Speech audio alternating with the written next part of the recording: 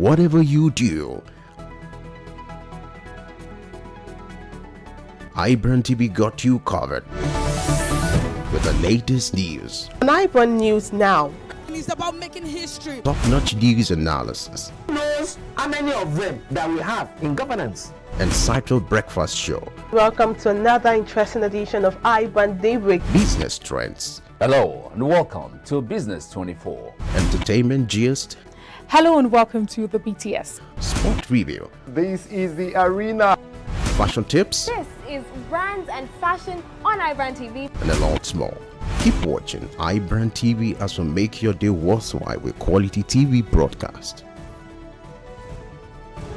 iBrandTV.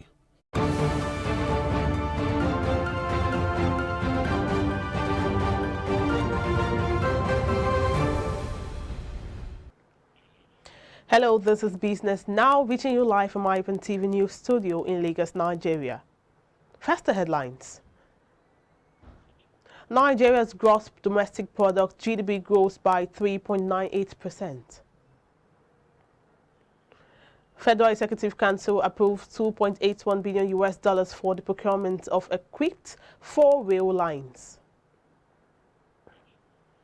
Amazon to accept Visa credit cards across all of its sites.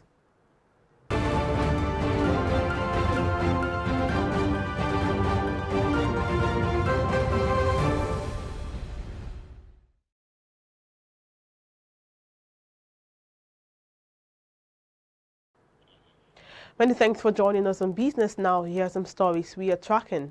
I am Margaret Opara. We begin Business Now with the latest report on Nigeria's gross domestic product. The report stated that Nigeria's GDP grew by 3.98% year-on-year in real terms in the fourth quarter of 2021, indicating a sustained positive growth for the fifth quarter since the recession witnessed in 2020. This is according to the recently released GDP report by the Nigeria Bureau of Statistics, NBS. The quarter 4 2021 growth rate was higher than the 0.11% growth rate recorded in quarter 4 2020 by 3.87 percentage points and lower than 4.03% recorded in quarter 3 2021 by 0.05 points. On a quarter-on-quarter basis, the real GDP grew at 9.63% in quarter 4 2021 compared to quarter 3 2021, reflecting a higher economic activity than the preceding quarter. Away from that, the Federal Executive Council has approved $2.81 billion for the procurement of rolling stocks and maintenance equipment for rail lines. The equipment is for the Ibadan-Kano and Port Harcourt-Maiduguri rail lines. The Minister of Transportation, Rotimi Amechi, announced this to State House correspondents at the end of the FEC meeting presided over by the Vice President Yemi Osibajo in Abuja on Wednesday. He said the rolling stock would ensure that the trains, coaches, and locomotives are adequately maintained.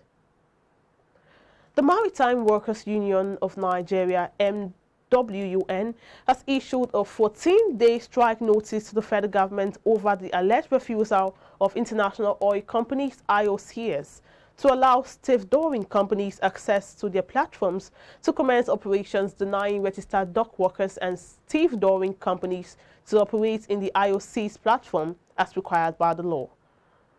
In a letter dated February 14, 2022, to the Minister of Transportation, Minister of Labour and Employment, and copied, among others, Managing Director of the Nigerian Ports Authority, Director General Nigerian Maritime Administration and Safety Agency NIMASA, Executive Secretary Nigerian Shippers Council, and the President of the Nigerian Labour Congress.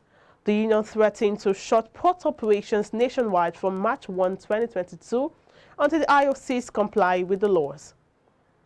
The letter was signed by the President General and Secretary General of MWUN, Prince Adewale Adeyanju and Felix Akingboye, respectively. Now, the NGX closed on a positive note amid sell-offs and buy interest as the benchmark all-share index appreciated by 9 basic points. The NGX ASI closed at 47,109.25 points to reflect a growth of 0.09% from the previous trading day and a year-to-date return of 10.28%. Meanwhile, the market capitalization increased by 22.83 billion naira. At the close of the markets on Wednesday, 16 February 2022, the stock exchange market value currently stands at 25.38 trillion naira from 25.36 trillion naira in the previous trading day. Analysts has called on the federal government to address the challenges facing the economy ahead of the 2023 presidential elections. Odusesa Okunade, a chartered accountant, made this call while speaking on iBrandTV flagship program earlier in the day. If we look at the perspective of the business, pre-election like you have in your intro, you look at it from the two sides that we are very optimistic that there will be influx of funds into the system by the politicians, considering that that's the language that will speak as people. So with this, you discover that with the funds that are made available to individuals, you will have funds so much in circulation. But the other aspect of it is that when we have pre-election issues like this, there are always problems of lack of governance. Because everyone in the system looks for a way to seek re-election, and there is a gap in governance, which affects the economic activity of both the local government, the state, and the federal government as a whole. Remember when the president came in, we had an issue of a delay in the appointment of ministers that affected the economic activity of the nation. So it's not alone that we talk about the president. He's just a single man who annexes and coordinates the activity of other parastatal, other agencies, other ministries that makes him to be fulfilled as a president. And that's why we feel that pre-election year like this, you discover that we have more of people concentrating on either re-election or strategically looking at who takes over from them rather than facing governance that can enhance the economy as one. And now our business correspondent Omobolanle Adeshi joins us in the studio to shed more light on these developments. Thank you so much, Omobolanle, for joining us. Thank you, Margaret. All right, Omobolanle, in regards to the economic outlook for 2022, what are some of the threats to the GDP growth? Because experts fear that it may slow down the economy in preparation for the election year.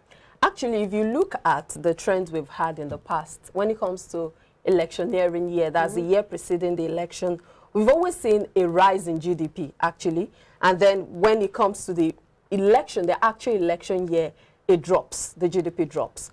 We saw that happen in 2002. We saw that happen in 2010. We saw that happen in 2014. Years like that.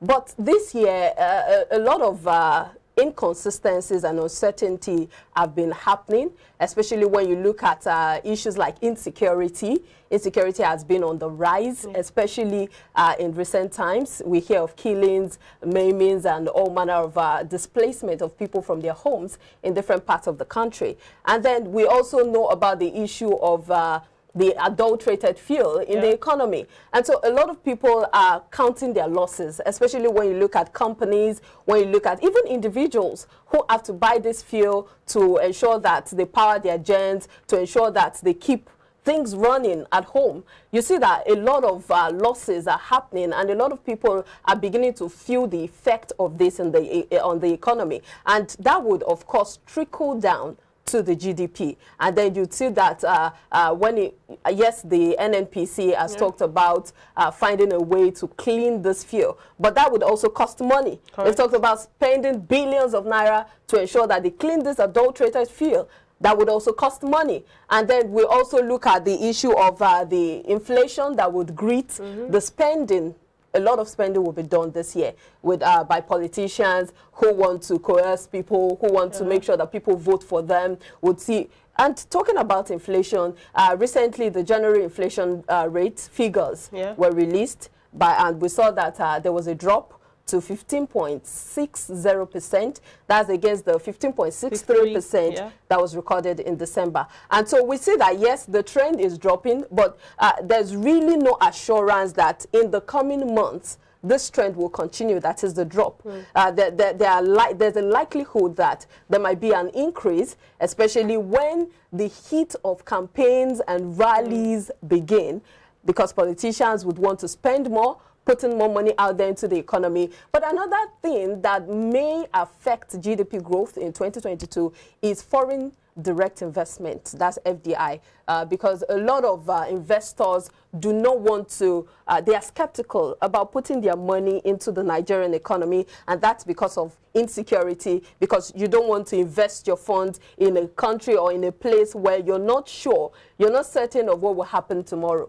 You're not sure if your property and everything that you have put your money in will be gone by the next day. So you want to ensure that the economy is stable. And then there's also the issue of lack of continuity when it comes to government policies. A lot of government policies, we're talking about change of government. 2023, there would be a change of government. And then you're not sure if the policies would remain unchanged, because we've seen in the past that every government comes in with its own policy, and then a lot of things change, affect business owners, SMEs, and all that. They are affected, and so it affects foreign direct investment, and by consequently, it affects the GDP growth. Well, now, there are concerns that the government might be overwhelmed in the second half of the year. How valid are these concerns, especially to the average Nigerian, that would have, of course, the ripple effect would boil down to the average Nigerian? How valid are these concerns? Yeah, they are very valid, because if you look at the fact that right now, there are still speculations as regards who is going to campaign or who is going to throw his hat in the ring for the elections. But when we're getting towards the second half of the year, you begin to see, we'll begin to get more assured of the people who are going to be contesting. And then these people would want to put in more money as regards campaigns, as I said earlier, as regards coercing people, as regards buying people's votes and all that. And so you'd see that a lot of funds will be going out, a lot of, and the government would have to do a lot to standardize or to balance the economy to ensure that this inflation doesn't go beyond. You know, the World Bank actually predicted that Nigeria would have the highest inflation rate, globally in 2022. And so these are some of the indices they've put into place to see that the federal government might have a tough time to make sure that things are balanced. Now, earlier you mentioned the case of the adulterated fuels that is coming to Nigerians, and the fact that clearing all of this fuels up would need money. So I want you to help us make sense of this and how it would affect the average Nigerian. No, it's okay to say that this monies will not come from the pockets of the average Nigerian walking on the road or using the fuel, but then there's always a ripple effect on it. So how would this affect the average Nigerian? It definitely will, because yes, they've talked about, is it 20 billion naira now? I don't know the exact figures now, but they talked about some billions of naira to clear up the or to clean up the adulterated fuel, which of course shouldn't be the responsibility of the or shouldn't come from the coffers of the Nigerian, the average Nigerian. We know that when they talk about spending money, it would definitely affect the average Nigerian, because the money is not coming from the skies, it's not coming from the trees, it's coming from the TSA, the Treasury Fund, the Treasury single account of the federal government. And of course, that would eventually affect the average Nigerian. And one question Nigerians are asking is, who is responsible for importing this adulterated fuel? Why are no heads rolling? Why is nobody being punished? What are the measures put in place to avoid a future recurrence of something like this? Just apologize. Is the apology returning the fuel? Is it fixing the damaged cars? Is it fixing the generators that have been damaged by the adulterated fuel? Is it fixing the issues, the monies that people have spent in buying this adulterated fuel? So that's the question. A lot of Nigerians do not want to hear the apology. Even the president, who is the Minister of Petroleum, is expected to take a more decisive role when it comes to issues like this. He's been talking about being angry about the whole situation, but what has he done about it? How has he stood up to ensure that as the father of the nation, he makes every Nigerian know that I'm concerned about this and I am doing something about it. All right, now in a nutshell, just before we wrap up, how do you think all of these issues, with the coming elections, the inflation rates, the GDP increase, how can it be curbed to the barest minimum, just so the effect it has on the average Nigerian would reduce to its barest minimum? Are you talking about the insecurity? Put all of it together, put the inflation, insecurity, put together in affecting the economy now. They are all tied into one. They are all interconnected. When you look at the fact that, you know, from my analysis earlier, I talked about how insecurity ties into the inflation rate, the foreign direct investment and everything. So they are all like sisters, interconnected, intertwined, that when you cannot deal with them in isolation. You have to deal with them together. So when you deal with insecurity, it eventually makes investors, foreign investors, have some form of confidence to want to invest in the economy. Yeah. So you're talking about dealing with one issue that eventually affects every other issue. So the government needs to develop that political will and, you know, shun every form of selfish interest, because right now, all their focus is on the 2023 election. They are not looking at the concerns of the average Nigerian. They are not looking at the issues that are pertinent to the average Nigerian. So if you're talking about boosting GDP, if you're talking about ensuring that the economy grows in 2022, then you have to shun every form of selfish interest, fix the issue of insecurity. The federal government has been talking about naming and shaming and prosecuting those who are responsible for insecurity in Nigeria, but up till date, we don't have the names. We've not seen anyone being prosecuted. But that's a good place to wrap up the segment. Now, thank you so much, Omobolanle, for joining us. You're welcome. All right, now the Economic and Financial Crimes Commission, EFCC, has announced that it has secured an interim forfeiture of 2 landed properties worth over 104 million naira belonging to Aminu Sidi Garum Baba, a staff of the Federal Inland Revenue Service, FIRS. The commission, through its lawyer Ekele Ihenacho, had brought before the court an application pursuant to Section 17 of the Advanced Fee Fraud and Other Fraud-Related Offences Act 2006. Justice Obiara Egwatu of the Federal High Court Abuja Division granted the order on Wednesday while ruling on the application. And more stories. Between January and December 2021, the Nigerian banking sector's credit to the private sector rose by 5.1 trillion naira, or 16.67%, according to data obtained from the Central Bank of Nigeria. This was contained in the money and credit statistics released by the regulator. The report shows that credit to the private sector stood at 30.6 trillion naira during the first month of 2021. The data, however, put credit to the private sector at 35.7 trillion naira by December of last year, indicating a 5.1 trillion naira increase.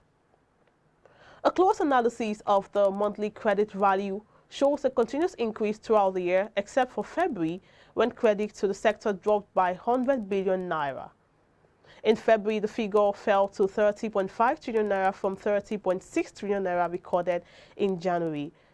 However, the bank lending to the private sector rose to 31.4 trillion naira in March, further to 31.9 trillion naira in April, 32.1 trillion naira in May, and 32.6 trillion naira in June. Pension assets under the contributory pension scheme rose by 1.11 trillion naira in 2021, latest figures obtained from the National Pension Commission reviewed on Wednesday. PENCOM, in its unaudited report on pension funds industry portfolio, said the pension asset rose to 13.42 trillion naira on December 31, 2021, from 12.31 trillion naira at the end of 2020. The report shows that 8.77 trillion naira was invested in the federal government securities, 943.34 billion naira in corporate debt securities, 20.1 trillion naira in local money market securities, and 120.73 billion naira in mutual funds. PENCOM said 915.31 billion naira was invested in domestic ordinary shares, while 122.49 billion naira was invested in foreign ordinary shares. The Commission had said recently in a statement that it organized a retreat on the review of the Pension Reform Act 2014 in Abuja in January.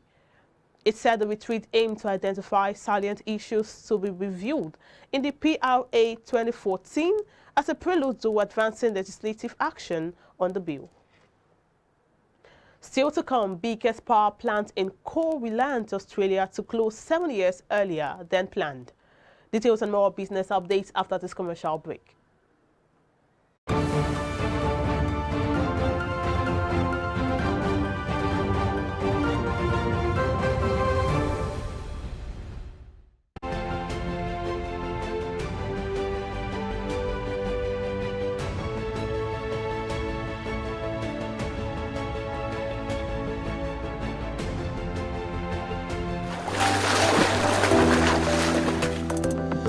Powerful looks command respect, they say.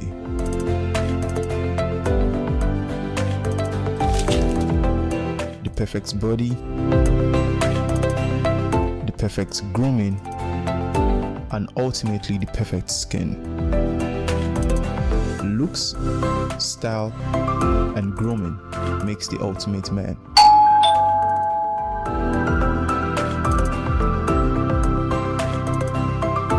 Found a ridiculously easy way to make my skin always feel epic.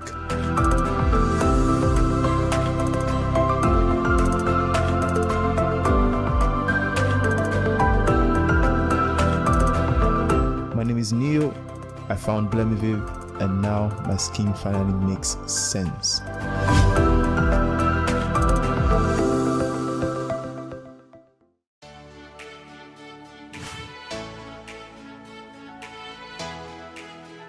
Most people don't understand the magic of the perfect skin, the allure of a well-pampered skin.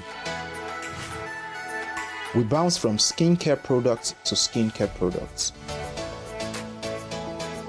from spa to spa.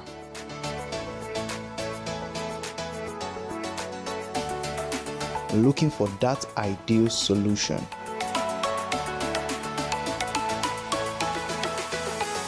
I found the solution.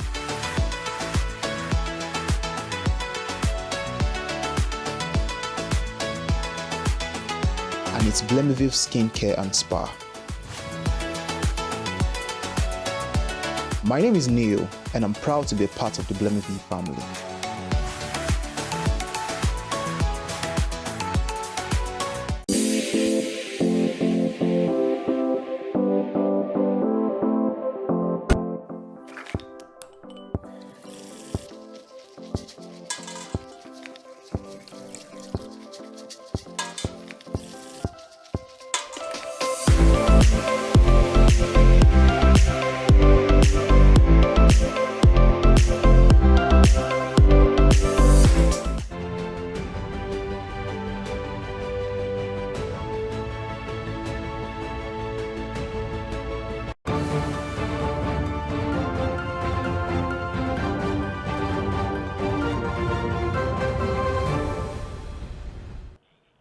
And now to business news on the Africa scene. The year-on-year producer price inflation PPI for all industries for the first month of 2022 has risen to 15.6%, up from the 14.7% recorded in December 2021.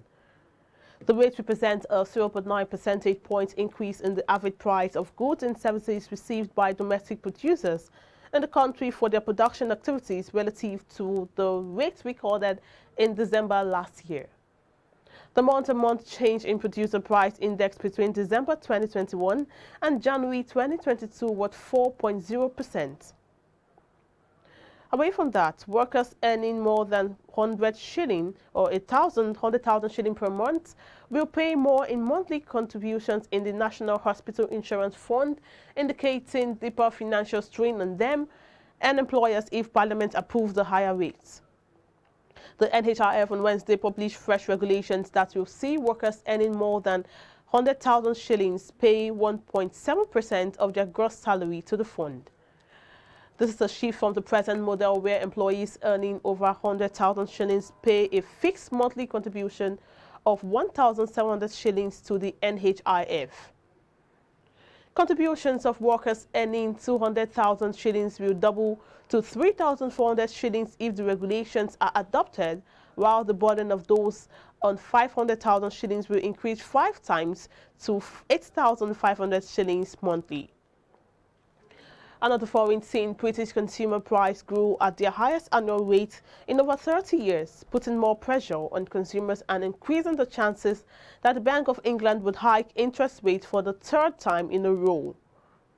In January, the annual rate of consumer price inflation hit 5.5%, the highest level since March 1992, when Britain was emerging from a long period of inflation feeding high wage agreements, according to Reuters. The Bank of England predicted earlier this month that inflation would peak at roughly 7.25% in April, when household energy expenses are expected to increase by more than half. The United Kingdom is not alone in experiencing a substantial loss of purchasing power. In January, consumer price inflation in the United States reached a 40-year high of 7.5%, while inflation in the Eurozone reached a new high of 5.1%.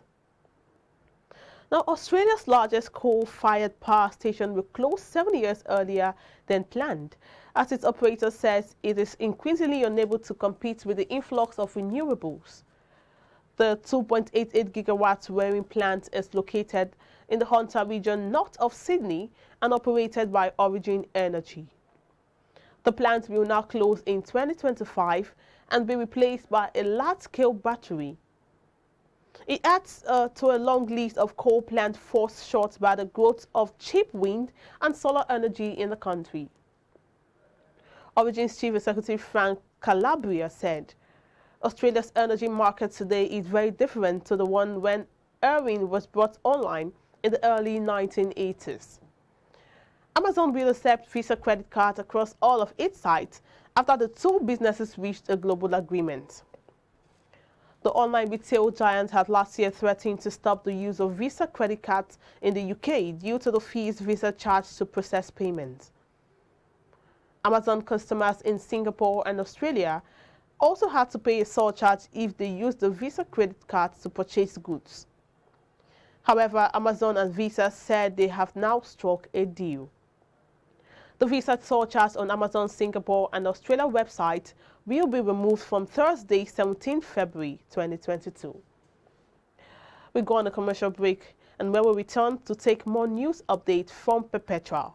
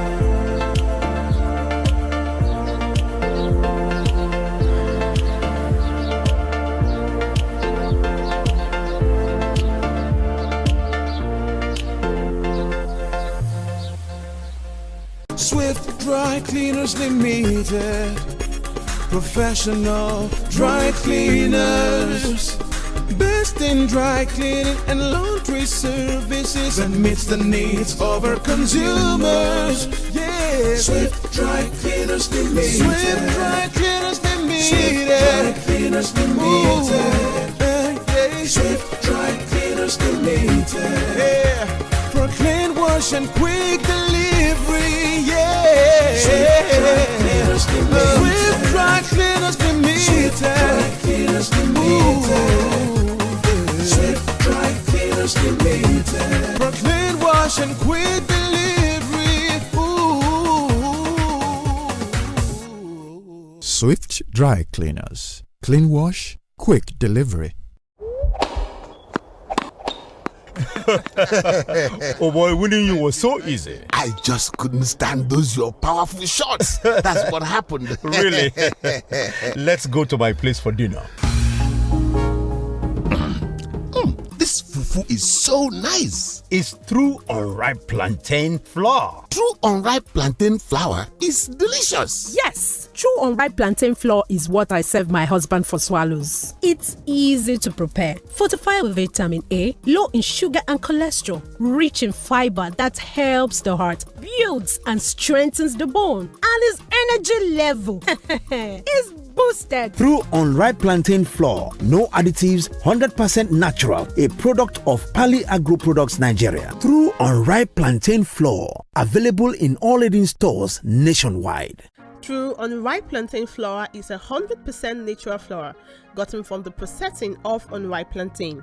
It contains no addictive and has a net content of 500 grams. True unripe plantain flour contains vitamin A, B6 and C. It is gluten-free and rich in calcium. Consuming through unripe plantain flour helps to build and strengthen stronger bones and can be a great meal for diabetic patients. It decreases your chances of constipation as it has a high fiber content and provides you with a low-fat diet. Here are some steps to prepare your through unripe plantain flour. Firstly, mix through unripe plantain flour with hot water in a pot and gradually add water till you achieve desired thickness. Place over medium heat and turn very well for 4 to 5 minutes to get the right texture. Mold into a ball and place in a bowl and allow to cool. Serve with your choice of soup. Through unripe plantain flour can be eaten with any variety of soup, be it your ofe oha, ofe onugbu, begiri, ewedu, or your miyan kuka. To get your through unripe plantain flour, contact us at 12 Olowera Isheri Road by First Welder bus stop off Omole Phase 2, Olowera, Lagos, Nigeria, or call 070-6663-8213 or 081-6397-4447. Distributors are needed nationwide.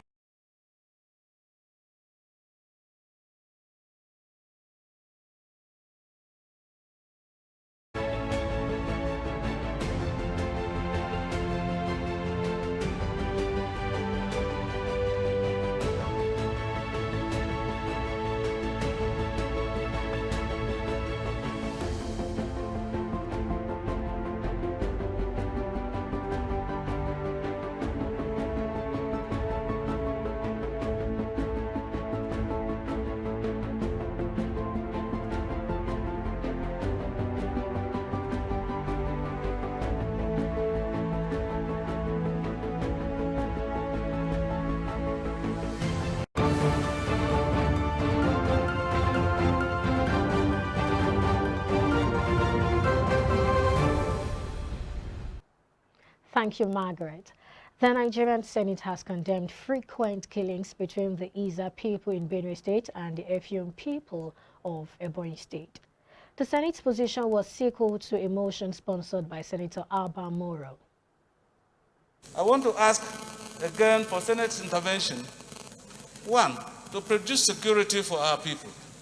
I want to ask that the Defense Ministry can order, for the moment that the lives of the people are in danger, for a security base in Ikiri, the center, the epicenter of this current crisis. Because they come in their droves, attack and go back. And the people of Ezza are harmless, law-abiding citizens. Up to this moment, Mr. President, I also want to explain that as part of Senate's intervention, no relief and rehabilitation materials have been provided for the Ezza people. And up to this moment, like I said, our people are vulnerable to attack. They're asking for nothing more than to provide security. So, Mr. President, I crave your indulgence and the indulgence of my colleagues to intervene in this matter, to ask the Ministry of Defense and other security agencies to provide a security base for our people in a Ezza ward of Adult local government of Benue State. I agree with you that there is need to put more security agencies in those areas to ensure that the lives and property of our people are protected in Benue South and indeed across the country. So the security agencies that are concerned are called upon to look into the operational needs of the agencies to fortify that area and other areas where we have similar issues affecting our people. Similarly, the Nigerian Senate has also confirmed 5 nominees appointed by President Muhammadu Buhari as commissioners of the National Population Commission. iBrandTV reporter iBrandTV reports that the Senate also confirmed 4 other nominees as commissioners of the Nigerian Electricity Regulatory Commission, NERC. The confirmation of the nominees follows the consideration of 2 separate reports by the Committees on National Identity and National Population and Power. The 2 separate presentations were made by Senators Yahu Shahabi, Alhaji, and Gabriel Suswa, who both chaired the respective committees, while 5 nominees were confirmed as commissioners of the National Population Commission after the chamber considered the report. Will the Senate confirm the nomination of Dr. Eyitayo Oyekule Oyotunji from Oyo State as Commissioner of the National Population Commission, NPC? Those in favor say aye. Those against say nay. The ayes have it. The nomination of Dr. Eyitayo Oyekule Oyetunji from Oyo State is hereby confirmed as Commissioner of the National Population Commission, NPC. Also, 4 nominees were confirmed as commissioners of the Nigerian Electricity Regulatory Commission after the chamber considered the report of the committee. In a similar development, the Senate also confirmed the nomination of Mrs. Emily Osuji as Executive Director of the Nigerian Deposit Insurance Corporation. The confirmation of the nominee followed the consideration of the report of the Committee on Banking, Insurance and Other Financial Institutions. iBrandTV reporting for iBrandTV News. The Police Service Commission on Thursday announced the suspension of the 2 police officers working on the suspended Abakari in the Intelligence Response Team of the Force Investigation and the Intelligence Departments of the Nigeria Police Force. The suspended police officers are Assistant Commissioner of Police Sunday Ubwa and Assistant Superintendent of Police James Bawa. This was following their alleged involvement in a drug deal being investigated by the National Drug Law Enforcement Agency, NDLEA. In a statement on Thursday by the Commission's head, Press and Public Relations, Ikechukwu Ane, their suspension were with effect from Monday. Also, the Inspector General of Police was requested to suspend Inspector Simon Agrewa and Inspector John Nuhu in accordance with the powers of delegation. The IGP is further requested to inform the Commission of the arrest of ASP John Umoru, who is currently at large whenever his arrest is effected, to enable it take necessary action. The Chairman and Chief Executive of the National Drug Law Enforcement Agency, NDLEA, Brigadier General Buba Marwa, retired, says the arrest of the suspended Commander of the Intelligence Response Team, IRT, DCP Abakari, is a clear message that no one would be spared in the agency's ongoing war against illicit drug business. Marwa said this on Wednesday in an address in Abuja during a training on sensitization on drugs and drug prevention, treatment and care, organized by the United Nations Office on Drugs and Crime, UNODC, for NDLEA personnel and selected journalists. He said that the system cannot allow those given the responsibility to fight crime, which includes the matter of drugs, to themselves be proponents of it. The anti-narcotics Caesar said the fight against drug abuse is serious business and the agency is committed to pursuing a drug-free nation. We'll go on a very quick time out now, and when we return, we'll continue with the news.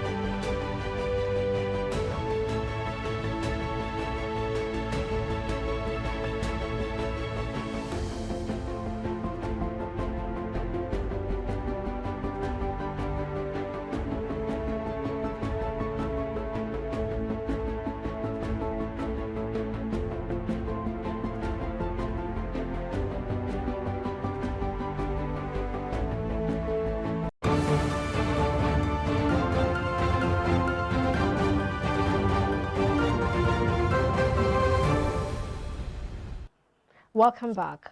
The National Assembly has called for the investigation of the 400 billion naira abandoned National Primary Health Center project. The project, which was initiated by the former administration of President Olusegun Obasanjo in 2016, is a 63-bedroom primary health center. Igboje Korea has the details. The chairman on the Committee on Health, Senator Oloregbe Ibrahim, said the federal government deduct monies from the SS crude account of all the 774 local government areas on monthly basis until the funds required for the actualization of the projects is realized. He expressed pains that some of the projects commenced but were later abandoned at various stages, while majority of them were never started despite huge amount of money released to all the subcontractors. On the need to investigate the abandoned 400 billion naira National Primary Healthcare Center project. The Senate notes that a National Primary Healthcare Center project was initiated by the administration of the former President Olusegun Obasanjo in the year 2006 to build in each of the 774 local government areas in Nigeria a 60-bed health centers, which was to be complemented with 3-bedroom flats, doctor's quarters, an ambulance, and all basic hospital equipment and drugs. The Senate further notes that in order to achieve this lofty project, the federal government deducted monies from the excess crude account of all the 774 local government areas on a monthly basis, whereas the same money with the then Platinum Abib Bank, now Keystone Bank, until the funds required for the actualization of the project was realized. And the Senate is disturbed that some of these projects were commenced and abandoned at various stages, while majority of them were never started, despite the huge sum of money released to all subcontractors. Lawmakers who spoke in support of the motion said the issues of the project has long been overdue. Mr. President, I think this is an opportunity for us to really look into this matter dispassionately and put the blame where it is, because Nigerians have been shortchanged about the project. The money has been paid very substantially, but there's nothing to show for it. Investigation must go on. We must be able to lay the blames where they should be really. And something good must come out of this. 440 billion naira, Mr. President, is something that would work well for our people in the health sector. The Senate, however, mandated the Committee on Health to carry out full-scale investigation into the abandoned projects. Igboji Korea, reporting for iBrandTV News. The House of Representatives on Wednesday resolved to declare a state of emergency on the poor state of infrastructure in all the coastal communities in Nigeria. The House urged the Federal Ministry of Health to ensure the provision of basic and primary healthcare services in all the coastal communities, while also urging the Federal Ministry of Water Resources to prioritize the provision of potable water in all coastal communities in the country.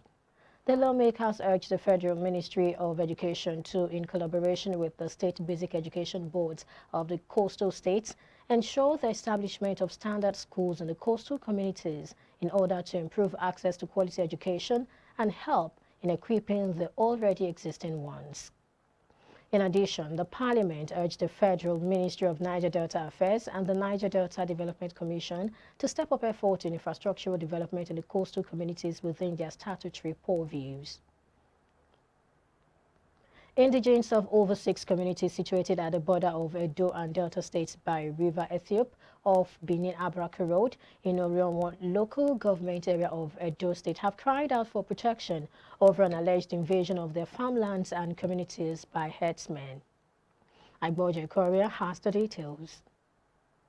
And agrarian communities in Nigeria has been attributed to the reason for insufficient food supply as the prices of food items continue to skyrocket. Spokesperson for the community, Comrade Godwin Irao, in a telephone interview alleged that Ologbonogu, Umogunokwa, Orogo, Urue, Uboisi, and Ebonogbon in Edo State are now being affected as some fierce-looking herdsmen accompanied by teenagers with AK-47 have invaded their farmlands with hundreds of cattle.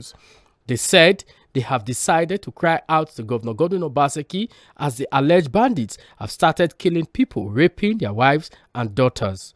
They alleged that late January 2022, the herdsmen killed a father and his 3 sons at Onogbo community and promised to return and wipe out the communities. Members of the communities, in a statement, said the herdsmen destroyed their crops and feed their cattle with their produce comprising yams, plantains, and cassava. Mr. Iran said the issue, if not seriously handled, will lead to more deaths and food shortage in the state. It's a serious one. It's going to have a very, very negative impact on people and their economy. As we speak now, February, the new farming, new cultivation should have started in NS. They would even some would have even completed the brushing. But in those areas where they are doing what they are doing, nobody there go there to work, to cultivate. Even the old farms, you can see from there those pictures where they have posted the yams and so many other things. What were not visible there were plantain farms, large ones. When contacted on the issue via telephone, Edo State Police Public Relations Officer SP Kotongs Bello said has not been updated on the matter and will respond on a later date. Spokesperson for the community, Comrade Godwin Irao, also confirmed that the State Commissioner of Police and other stakeholders are currently on the issue. I want to say publicly that we are impressed with the action the government and the police are taking. The Commissioner of Police Edo State has invited the signatories to that petition to come and make a statement to enable them to take appropriate action. And the Chief Security Officer to the governor is also doing something very, very impressive. What happened actually just as stated in that document, this is started over 4 years ago. But it didn't result in, it didn't start with violence as this. They were just destroying the crops and then wasting the produce to feed their own cattle. But for over 6 months now, they've started to violence. They've raped several women and they have maimed many persons. Igboje Korea, reporting for iBrandTV News.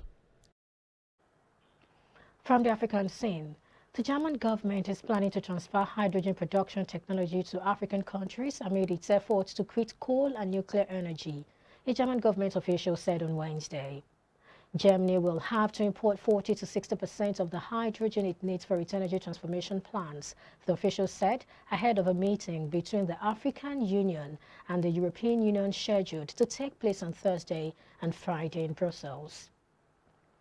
And from the foreign scene, at least 94 people have died in the Brazilian mountain city of Petrópolis, local officials said Wednesday after heavy rains triggered landslides that washed out streets, swept away cars and buried homes. Rainfall on Tuesday afternoon alone was more than the historical average for the whole of February, according to the Civil Defense of Rio. Floodwaters raced through hillside neighborhoods, leaving a trail of destruction in their wake. Brazil's Civil Defense Secretariat said on Tuesday that 269 landslides had been recorded. Search and rescue teams on Wednesday were wading through mud, scanning the wreckage for survivors. The National Civil Defense said it had saved 24 people, but that more than 439 people had lost their homes and rescue efforts were ongoing. And now it's time for sports business with Samson.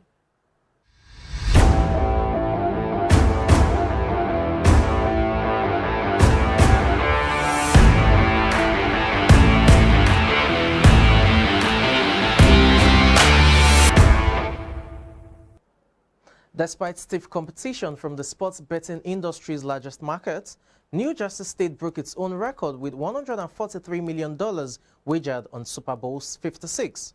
The record total from the Los Angeles Rams' 23-20 points win over the Cincinnati Bengals, which includes online and retail, was up 22.4% from the $117.4 million bettors shelled out for the Tampa Bay Buccaneers' 31-9 win over the Kansas City Chiefs last year. Super Bowl 56 provided other states with record handles thanks to the growth of legal sports betting throughout the United States. Nevada reported a record handle of $179.8 million, a 32% increase year over year, while Illinois took in $60.5 million for the game, up $15 million compared to Super Bowl 55. Montana saw 700,000 sift through its sports books, a 41% increase year over year, while Sunday's game also created a lucrative opportunity for bettors in New Jersey as the net win by operators in the state decreased by 33% from last year to $7.8 million. New Jersey is familiar with setting records. Last year, the Garden State reported a record handle of $10.9 billion in 2021, up from a previous total of $6 billion in 2020. And still talking sports business, Viacom CBS saw revenues rise 16% year over year in the fourth quarter of 2021 to $8 billion, just as the company announced a major rebrand. As of Wednesday, the company changed its name to Paramount, aligning its brand with flagship streaming service Paramount+. Football was once again key to the media conglomerate's performance. Streaming revenue leapt 48% from fourth quarter of 2020 to $1.3 billion, while the company also added 9.4 million streaming subscribers to reach 56 million. The company missed revenue estimates and its stock dipped around 6.1% in hours after trading immediately the earnings were released. Viacom CBS will pay the NFL around $2 billion each year from 2023 to 2033 for broadcast and streaming rights, plus a place in the Super Bowl rotation, with its next turn coming in 2024. And finally, on sports business at this hour, the Super Golf League, backed by a group of investors from Saudi Arabia, is offering lucrative bonuses and prizes to lure golfers from the sports dominant institution, the PGA. Top golfers, including Dustin Johnson and Brooks Koepka, have reportedly received offers of $30 million to $50 million to join the league. Bryson DeChambeau denied reports of a $135 million offer from the Super Golf League, despite he and Phil Mickelson rumored to be leaving the PGA Tour. Investors backing the project are reportedly willing to spend up to $2 billion to draw in top players. The new Super Golf League could start as early as June 2022. And that's it on Sports Business. I'm Samson Oleide.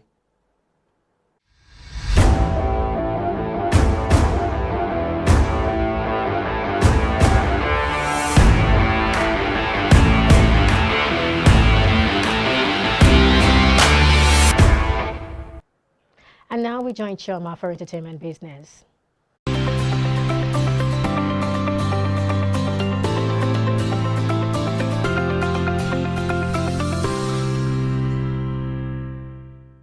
Hello and welcome to Entertainment Business. I am Chioma Amaribulam. Paramount Plus, which will soon hit its one-year anniversary, has hit 32.8 million subscribers, Viacom CBS revealed earlier this week as part of its quarterly earnings. The entertainment giant, which has rebranded its name to just Paramount, also reported $8 billion in revenue for its last quarter. The company, which announced the name rebrand from Viacom CBS to just Paramount on Tuesday, added 9.4 million subscribers in the fourth quarter for a total of 54 million total subscribers. CEO Bob Berkish noted that the company has reached its subscriber goals ahead of schedule. And away from that, Spotify Incorporated acquires Podsides and Charitable. The Swedish company said on Wednesday that the two services provide greater insights for advertisers and podcasting publishers. Financial details of the transactions were not available. Podsides helps marketers gauge the effectiveness of their ads, one area that Spotify said has been a major challenge. Charitable provides audience insights that help podcast publishers measure the effectiveness of their growth campaigns. And that's it on Entertainment Business. I am Chioma Amaribulam.